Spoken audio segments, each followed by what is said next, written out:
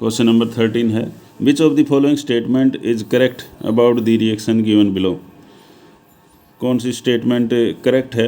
4 iron हैं और carbon, ये जो रिएक्शन करते हैं 3 ऑक्सीजन के साथ में तो बनता है आयरन ऑक्साइड।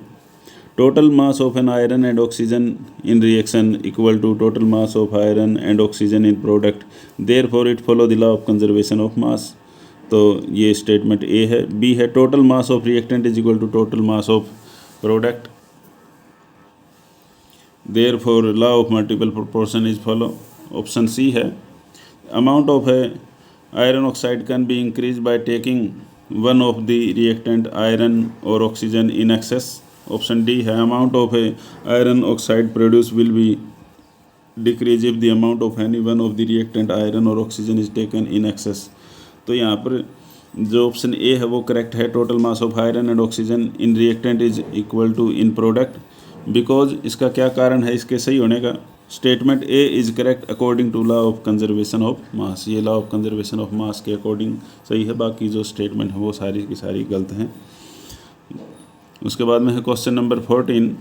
क्वेश्चन नंबर 14 में कहता है कि which of the following reaction is not correct according to law of conservation of mass. Law of conservation of mass के अकॉर्डिंग कौन कौन सी स्टेटमेंट जो हैं वो नॉट करेक्ट हैं।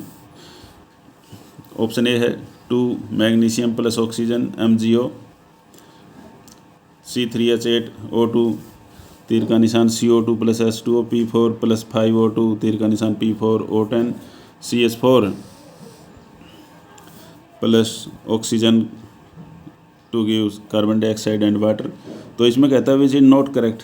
Option B is not correct, C3H8 प्लस O2 तीर का निशान CO2 प्लस H2, ये इनकरेक्ट है क्योंकि ये जो रिएक्शन है law of conservation of mass के अकॉर्डिंग नहीं है।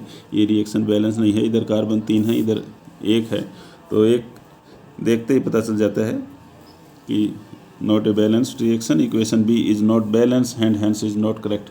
किसी भी रिएक्शन को बैलेंस करना जरूरी होता है क्योंकि according to law of conservation of mass में matter can neither be created nor be destroyed, it can converted into one form to another. तो रिएक्शन को बैलेंस करना इसलिए ज़रूरी है according to law of conservation of mass. Question number 15 exemplar problem unit 1 some basic concept of chemistry class 11th।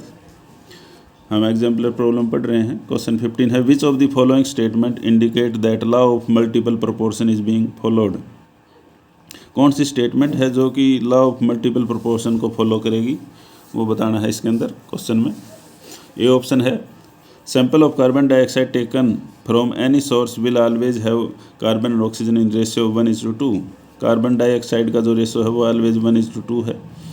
तो इनमें बताना है कौन सी लॉ ऑफ मल्टीपल प्रोपोर्शन को मानेगी। Carbon form 2 oxides namely carbon dioxide and carbon monoxide where the mass of oxygen which combines with fixed mass of the carbon are in the simple ratio 2:1।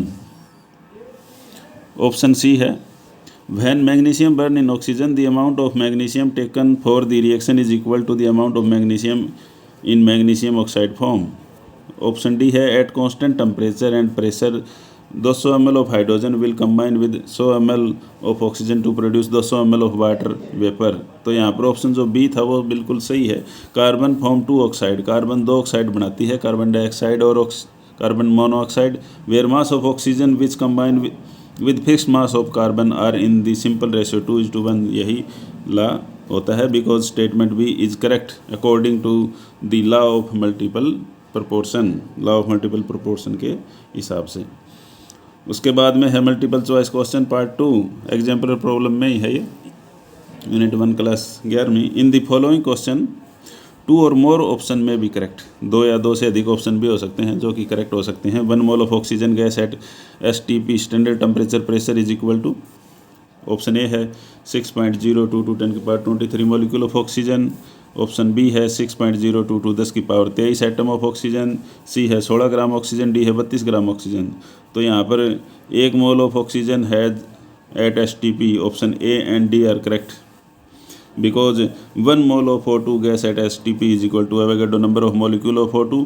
मतलब oxygen O2 एक molecule है तो इसमें इतने number of Avogadro of molecules होंगे और Avogadro number of molecules होंगे तो ऑक्सीजन जो है उसका जो मास है वो 32 ग्राम होगा, क्योंकि एक ऑक्सीजन का मास जो होता है वो 16 है और O2 मतलब 2 ऑक्सीजन का मास हो गया 16 दूनी 32।